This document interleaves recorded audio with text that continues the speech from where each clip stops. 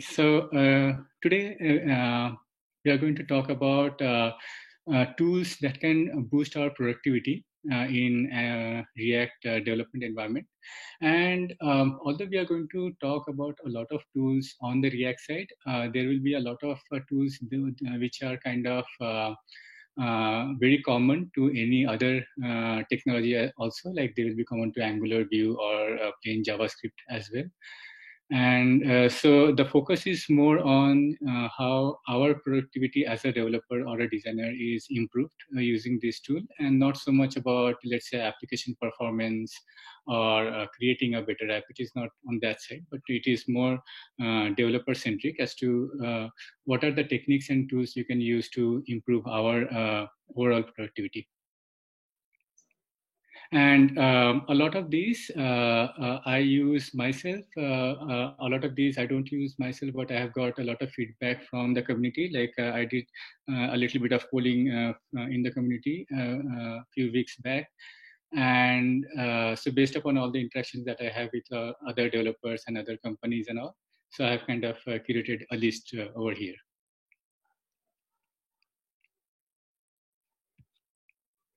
Okay, about myself, my name is Souvik Basu. I'm a JavaScript enthusiast. I've been like working mostly on front-end development for a very long time now. And here in Vancouver, Canada, I'm working as a freelance front-end developer. I was actually part of React Bangalore for a long time back, and really happy to be connected back to the community because of the online facilities that we have. And yeah, and I code on Angular, React, and Vue, all of them for the entire week, kind of. And recently I'm working on one of the a project called frontend.social, which is about bringing all the front-end developers and designers onto a platform where they can look at all jobs and city events and learn courses and things like that. So if when you get time, please check out the site also. So yeah, so what exactly is productivity that we're looking at? So basically we are looking at techniques with which we can have more time, we can reserve a lot more energy, we can get a lot more work done, where the outcome of any work is much more predictable. It reduces any kind of anxiety or stress in our work, and gives us a good work-life balance. So when we achieve this kind of thing, we can say that our work is being quite productive. So while we are looking at it, we are going to divide our entire talk into these segments. So we are going to look at the software development life cycle as a whole, which contains these steps that we all know about. And just we are going to jump on through each of these blocks and try to see what kind of tools and techniques can help us improve the things that we work on. So there will be a prototype stage where an application, we just create a prototype of the application. Then there is a detailed design of the application. Then the major block is about the actual code that we work on. And while we are coding, there are a lot of cycles of any debug cycles or even test cycles that we have to go through. Once these are done, then we go to the build cycle where our application is built, and from there it is deployed to our test environments and other staging environments. And if all is well, we go for the release to the production environment. And it doesn't end there. Even after the product is released, we do have to support our product. So there will be a lot of tools that helps us support our customers, and we can look at good tools and techniques to improve our efficiency over there. If I am going too fast or too slow, please let me know. Also, if you have any questions, feel free to stop me in between. So yeah, the first stage is about prototyping. So the best tool actually is a pen and paper. So whenever we are trying to come up with an idea and trying to prototype an idea, we do need a good tool for that. One that I tend to prefer quite a lot is any simple paint tools, like MS Paint is also fine with me. Or specifically for React, there is a website called React Proto, which is built specifically for this purpose, for creating prototypes. So if you are into creating prototypes, then you might want to check out that tool also. Being a developer, mostly you might not have to really go through this stage, but sometimes, mostly in cases of, let's say, startups, developers do also do a lot of prototyping, so this might be useful. Then in the design phase, yeah, so this is one of the learnings that we had from one of our recent sites that we were working on. So I have a startup myself here in Vancouver, and initially, to save cost, we were trying to design the logo all by ourselves. And when we try to do it, you get a tattoo like this. When you try to, being a developer, if you try to design also. So the best way here is, like, it's to always go for professional help. Any kind of design activities, if you are not a designer, it's always good to hire a professional designer, wherein you get good quality work in a lesser time and with much better quality. Then also in design decisions, one more learning that we had was to not really reinvent the wheel. A lot of times when we are designing a page, we do feel like, we would want to create a component that fits our requirement. But it boils down to the fact that, like, we can, if we just search around a little bit, we would see that a lot better components which are industry tested have already been created, and we don't really have to create each and every component by hand by ourselves. The advantage of that is sometimes there is a bigger team who are involved in creating such component libraries. And these component libraries can take care of scalability, accessibility, responsiveness, and a lot of other factors that, it will take you a lot of time to invest by yourself. So it always makes sense to first look for if there are any component libraries around. And for that, there is a good site called bit.dev that you can go through, which has a curated list of React, Angular, Vue components that people, and it is crowdsourced, and people can actually use components from there into their own projects. So a lot of ideas that we are going to talk now, not necessarily they will be very something that new that you'll be hearing for. Like, let's say if you are a seasoned developer, you would already be following a lot of these things. But when you are somebody new, like somebody just when somebody placed a comment here that he wanted something from very beginning. So these kind of bringing out these kind of tool names and websites, that really helps them quite a lot. For example, when I was talking to a developer, and I just assumed that that person knew about Prettier, and over the conversation, I figured out that they have no idea about what is Prettier, and sometimes we just take it for so granted that everybody would know about it, but that's not always the case. So that's why I've tried to include even the basic ones that most of us are aware of, but many are not. So what is PTR? Sorry, what is? What is PTR? Oh, Prettier. Prettier, we will go through that. There is a slide on that. That's another IDE extension for formatting, code formatting. Okay, so now the bit.dev is actually a collection. It's like a list of all the components, like a library of components.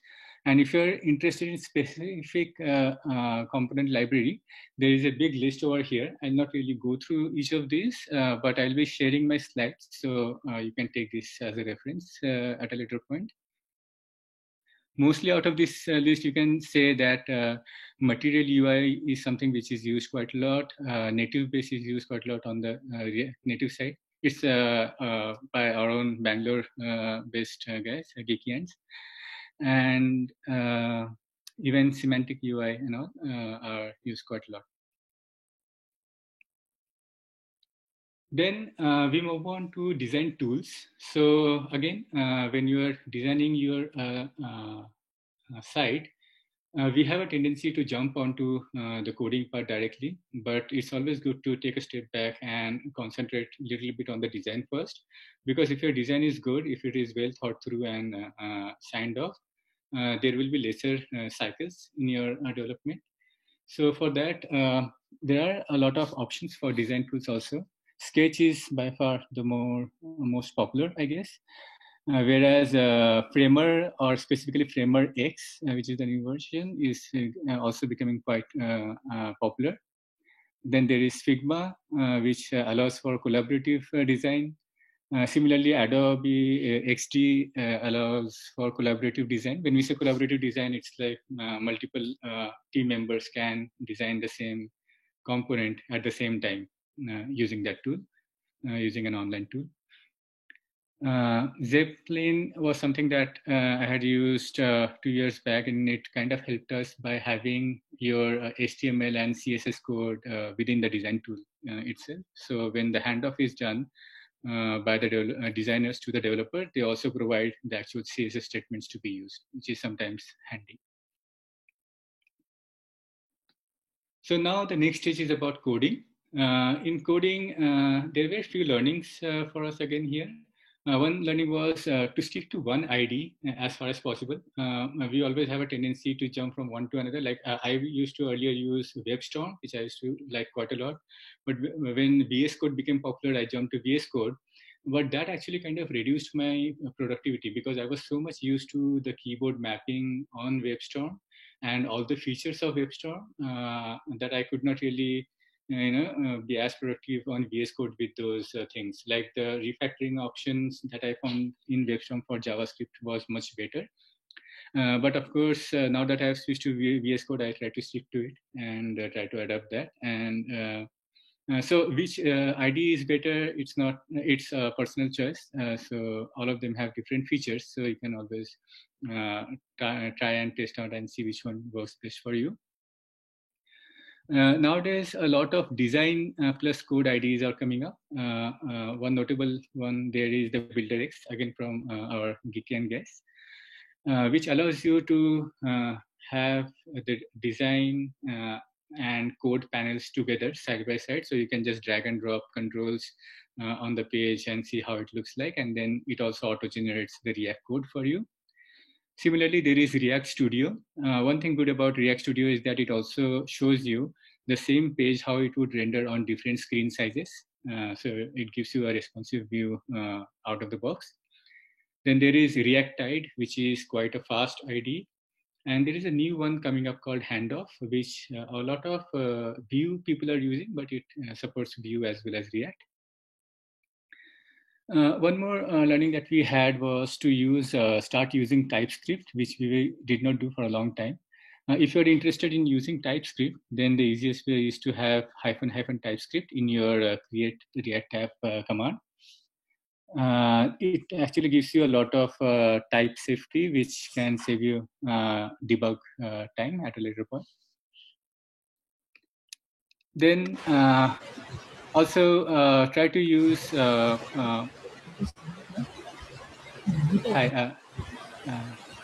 somebody has a question. Hi, sorry. So also try to use the latest JavaScript features, like in 2020, 2020, you have optional chaining or null coalescing. So these are quite handy tools, and it can actually save you a lot of time while you're coding. Also, one thing that we had was we always have a tendency to start writing our application from scratch. We necessarily don't really have to do that. We can always start with some boilerplate code. Again, these are the list of few of the boilerplate codes like React boilerplate, or if you want to create a server side, then there is Next.js. If you want to create a static site, there is Gatsby. Or if you want to use React and Redux, there is Slingshot. There is one for B2B application, which is called React Admin. And there is a good site called React Starter Projects, which actually has the list of a lot of boilerplates there. So you can actually filter out a lot of boilerplate codes and see there. Then again, there are good IDE extensions. So this is the Prettier that I was talking about before. So a lot of people, they confuse between Prettier and ESLint. The job of Prettier is to format your code. This is very handy, especially when you are working in a team. And let's say, for example, somebody likes 2-space indentation, somebody likes 4-space indentation. And if they keep committing alternately, then your file is always going to look different. So it's always good to have a company-wide styling rule and enforce your styling through Prettier. Excuse me. Yeah. Can you please go to the last slide regarding the boilerplate? Yeah. So, like these boilerplates are available online somewhere? Yeah. So they are all online. So if you go to this site, I'll send you the slide later on. If you go to this one, you will find a list of all these boilerplates and even more. Or if you just Google please. Search by these names, you will find this also. I'll share the slide later on. Yeah, don't worry. Okay, thank you. Yeah. So then ESLint is mostly about finding and fixing problems. It is not so much about formatting, although you can do formatting with ESLint, but you should ideally not really use that for that. There is also one standard styling library called semi-standard, which is becoming quite popular. So you can evaluate that. There is an extension called Peacock, which is basically, you would have seen the active bar in VS Code especially, where you can give some kind of a color. So Peacock allows you to give multiple colors to different projects that you're working on. So especially if you have multiple IDE windows open, it actually gives you a good way to differentiate between them. Then Git Lens allows you to look at your previous commits through the IDE itself. Very handy when you want to see who changed what or what was the history of a particular file. Then there is React Extension Pack. This might be something very useful to you. This is, as it says, it's a pack of IDE extensions. So there are some 7 IDE extensions within that. And it has automatic code completion and Prettier and everything built into it. Also, it is good to look for what's a good colored theme for your IDE. Look for the ones which have syntax highlighting. For example, if there is some error, it should highlight those things. So again, do your own research on that. I'm just giving pointers that you should look out for these things. Look out for there is a extension called change case that helped me quite a lot to change the case of my, let's say, variables to constants like this. So look out for these extensions. Then again, there is functionality for being able to sort all the lines in an IDE alphabetically, which kind of becomes very handy, especially when you have constant files. So instead of trying to do these things manually, always look for automated solutions. And try to hide your log statements by some kind of a log regex on these extensions. Which can color code different lines with a different color based upon some matching regex. So you can give the logging statement as a regex to it. Okay, then so nowadays, especially with the current situation, collaboration has become even more important. So we should invest in good communication channels. Right now we are using Zoom. There is also option of using Teams, or a lot of teams, they use Slack. Talking about collaboration, Code Sandbox is coming up with a new release which will allow developers to collaborate better with each other. It's not yet public, so we'll not be able to talk about it, but you can keep your eyes open for the next release for Code Sandbox, which will have such functionality. So thanks, Siddharth, for letting me know about that. So I just added it here. Then there are a few more tools like Storybooks, React Cosmos, and Style Guidist. These are the tools that you can evaluate for isolating your components. So basically, although you are creating your application, you would want a place like Storybooks where you can create your components in isolation, and which will also serve as a documentation of your component or as a testing ground of your component, irrespective of the application where it is being used. So keep a look on one of these options. Then for debugging, there was a good tweet about recently, like, what kind of debugging do we use? I'm sure a lot of us still go for console.log or debugger statements in our application, or we just look for answers in Stack Overflow or so. But there definitely are better ways to debug. So there is Chrome debug tool in VS Code extension. I'm just using VS Code extension, but similar tools exist in all IDE that you can look for. Also, there is a very good site called Remote.js that I can give a quick demo. So this is a React application that I'm running as of now. I just added one input box over here, which has value as 1, 2, 3. And this Remote.js can actually connect. I cannot see your Oh, screen. You are sharing only the slides.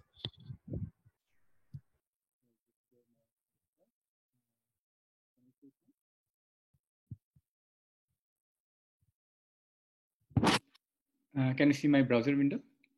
Yeah. Yes. Okay, yeah, thanks. So here, I just created one React application, and I have this 1, 2, 3 over here. And here, this is Remote.js. What I've done is I just have to add one script to my application, and it kind of binds to it. So this way, I can actually remote debug something over the internet also. Let's say if I just add 5, 6, 7 into this, and if I go back to the Remote.js thing, you will see that it tells me that there is a log of 5, 6, 7 in the input field. The user has entered certain things. So this way you can actually debug an application remotely. You can look for user actions. You can look for any kind of API calls being made or any kind of console log done also. The log statements here are because I was doing a console log here whenever there was a change in the input statement. So this is also a very handy tool. You might want to explore this Remote.js for debugging. So how to integrate this Remote.js in your application? So in your, if you go to Remote.js, they will give you a script, and you can just add that script. If you look at my screen here, I've added a script for this one, which has an ID for my channel. So when I open Remote.js here, I have to provide that ID as part of the URL. So that's how it kind of connects to it. Okay, thank you. Okay, then this is also very a common thing that we do. Like whenever we have to debug CSS, the first thing that we do is we kind of color the background red or some bright color, right? So that we can see where exactly does it is my block showing up. But it doesn't necessarily have to be that way. This is a very crude way actually of debugging CSS. Although it works pretty fine. But we can have other ways, like there are browser extensions called ColorZilla, which can help us find out the color of any where within our page, even on over the images and all. Then there is Page Ruler Redux, which allows you to look at the size of any element. I remember when I started working, I used to actually sit with a scale and put it on the screen to look at whether the size matches my designs or not. But yeah, that's not really the way. You can have these kind of extensions to look at dimensions. You have a browser extension called WhatFont, which can actually tell you details about the font at any given area within your screen. Then there is Simple Debug, which can give you the border lines of all the elements in your screen. Then this is a very good tool, but this is a paid tool, so you might want to ask your company to pay for it if it's useful. This is called CSS Scan. If I just play a short video of that, so like while you are hovering over the window, you can see that it actually shows you the entire CSS. And not just that, you can even change the CSS on the fly. So you don't really have to really do an inspect element or go to the Chrome dev tool and look at the CSS. You can actually do it while hovering over an element. So these kind of things can actually bring up your productivity. Then the next one is React site. This one shows you the hierarchy of your components, and also for every component, it will show you the state and the properties within your React application. So kind of handy. Now moving on to the latest stage, which is testing. A lot of us, sometimes in our startup projects, we tend not to create a write test at all. Not a very good idea, because you have to pay a higher price in the long run, especially when there will be regression issues. So you can look for Cypress as an end-to-end tool, or React testing library by Kenzie Dodds for testing React components. These are the most popular ones, but there are a lot of other options also. And something very useful that I found out was called Ghost Lab. I wanted to demo this, but I think I don't have time remaining, so I'll probably skip that. But you can test it out. The good thing about Ghost Lab is that let's show you the tool as it looks like. So this is the tool. This is my application. Let's say the front-end social, and the QR code that it gives, I can just scan the QR code on my mobile phone, and it will open the site on my mobile as well as on my browser window. So if I can quickly enable the camera, and so if you look at, if you're able to see my mobile, I just QR scanned the code, and it is showing me the website on my mobile also. So the same website can be seen on multiple different devices using this tool. Very handy. Then for build, you can evaluate Rollup versus Webpack versus Parcel. Webpack, I think, is the most popular one that we all know about. We kind of puts in all our assets together. Rollup is mostly around bundling ES6 bundles. The concentration is more around creating smaller bundles. Parcel is about creating bundles as fast as possible. Then there is Google Closure Compiler versus the Babel Uglify that we use. One thing good about Google Closure Compiler is that it minifies pretty well, and the algorithm is quite strong in there. For deploy, again, this is a very good tool. Generally, in an open source project, for example, you would see that there are contributors who are sending you pull request, and then you would want to merge that. But before merging the pull request, you would want to see how the changes look like on an actual site. For that, Netlify is a very good site, or even Zeit is good. But Zeit will not allow, it doesn't have a free option for organizations in GitHub. So Netlify is something I like better in that. Then, and for actual production development, I prefer Heroku, but there are a lot of other options also that you can look for. Then for managing your releases, there is Octopus and Microsoft that you can evaluate again. Guys, can others go on mute, please? Thank you. Okay, and then lastly, this is our last stage wherein your application is already out there in production, and there are customer issues. It is always a good idea, like whenever you face any kind of customer issues, you always put a log in your application, so that next time this issue occurs, your log should give you all the details about that issue, and you don't have to spend time debugging it. There are good sites like LogRocket, Splunk, or even bigger products like AppDynamics for application performance management and all, that you can use to support your application, which is already in production. Now, apart from these, there are just few good tips, handy tips to have. One is it's always good to spend time learning the fundamentals. There are, especially now, there are a lot of free courses also available. Spend time, learning those things, instead of just going through Stack Overflow and copy pasting those. So try to avoid those. It helps in the long run.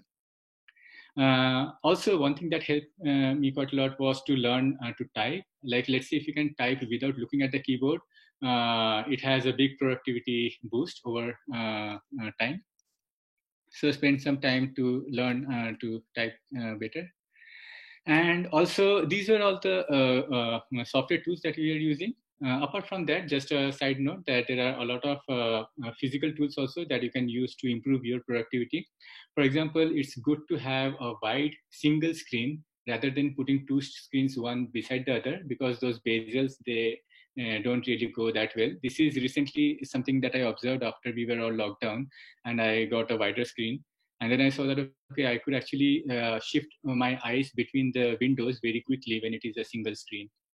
Also try to use dark mode, that's easy on eyes. And try to use ergonomic keyboards and mouse, that's like, that can actually improve or increase the time that you spend on your code. This is kind of my setup here. As you see, like I don't really have a good table, so I'm still using my iron stand to create my this one. But what I wanted to show here was that because everything is together in a single screen, that actually helped me quite a lot. Then, especially during this time, try to do some meditation as a holistic way. It's a good way to improve your overall productivity and release your any kind of anxiety or things that you have. Take breaks, regularize your sleep and food cycles. This is especially good when you are stuck with something, a really bad bug to solve. So whenever you have a good night's sleep and you wake up the other morning, you'll see that something which was taking 2 hours gets done in 5 minutes. So that's about it in the call. All the tools that I mentioned, I have listed down those in the site frontend.social/tools, and there will be more coming about there. So you can put in your comments also there, or if you have more, you can probably add it over there. And yeah, that's it. Stay safe in these difficult times. And this is my Twitter handle, GitHub, and all if you want to stay in touch. Thank you so much. So unless you have any questions. So if you have any questions, you can ask.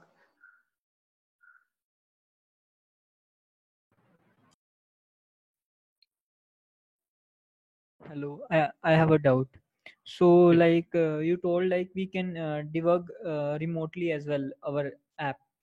So is there any security issue or like kind of code leak issues on that? Is it securely means it's we do not have to compromise on code? Is it secure on in that way? Yeah, that's a very good question.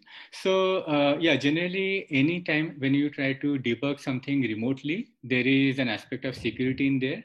So ideally, so to do any this kind of remote debugging, you have to put some scripts into your application, right? Like for example, when I was showing the remote JS debugger, I had to put a script in my code. So ideally, you should not do this in a production application. So you should not try to debug your users' changes like that. It's mostly useful for, let's say, staging environments or so. Or even if you have it on a production environment, it should not really be on in a live deployment. It should be switched on only when required. So so there will be security issues, like you will actually have access to the browser on the remote side if you do that. So ideally, you should refrain from doing it in a production application. It's mostly for your staging environments. So you want to say like it is safe to debug remotely on staging environments. In that case, our code is not compromised. Yeah, because staging is within your intranet, right? So like intranet or it's not critical. Like even if it is compromised, you're not really losing any data, or there is not any harm to your system in a staging environment. Staging is more like your test environments, right? Okay, so like I am telling in terms of like our code will get leaked. There are chances. I'm talking about that as well. Okay. No, your code will not get leaked. So your code will still be minified and uglified. Just because you're remote debugging doesn't mean the code is shown to the user. It is just that you will be able to see what events are being raised there, or if there is a console statement, what user input is being done, or you can even send some commands from here to that thing. Like you can send some alerts or any kind of JavaScript commands from here to there, but your code is not really leaked. And even if it is so, in a staging environment, it is within your environment. It is not yet public. So there is no security concern there. But yeah, remote debugging, you should not do in a production environment. Okay. Thank you. Thank you for the talk. Sure. Yeah, thanks. Hey, Shavik, this is Tanay. There's a question on YouTube stream from Madhur. He's asking, should we use Datadog for logs? Is what the question is. Yeah. So there are actually a lot of these options for logging.